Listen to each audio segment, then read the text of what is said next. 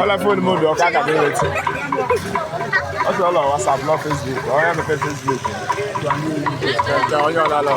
Oh, you could go and tell you can. I actually have WhatsApp. No Instagram. Yeah, one Japanese. How are you going to English? I try. How you go to English? I try.